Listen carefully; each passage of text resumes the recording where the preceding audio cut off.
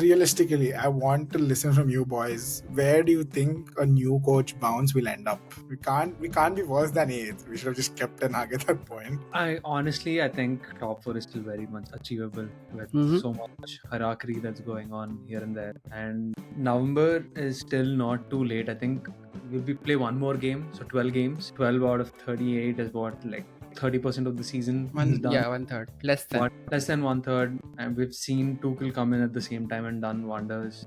Take his team. Unai came at the same time and finished in better places. Good thing is that we have cup competitions which could provide pathways to Champions League, which is the Europa League. Luckily for us, the format changed this year where we are still in the tournament somehow, despite of everything draws, that we right? had What to the fuck? endure. So it's all still good. I still agree with Abhinav's point.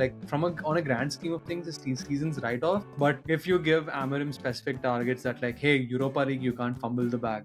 You treat Premier League as your pre-season, just go nuts with it. And that is what we probably have to do. Just focus on performances, see if they're improving or not. It pains me to say this, but put all your eggs in the Europa League basket, because that will probably is a good pathway to Champions League. If it works in the Premier League, you finish the top 4, that's good. But we can't afford to miss out on Champions League, especially with so many games and such increased revenue. I don't know if you guys are paying attention to the financials, but we are in tatters. I think we are in deep shit.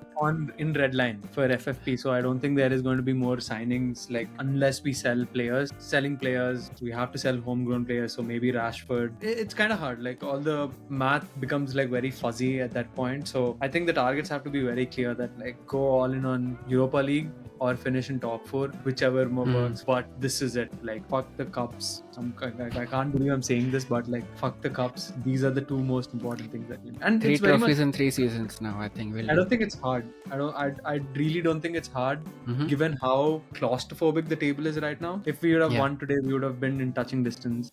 Drawing today, still we're not in a bad spot. We're 6 points off Arsenal, right? Or probably more. But what is 6 points? 2 good games, literally.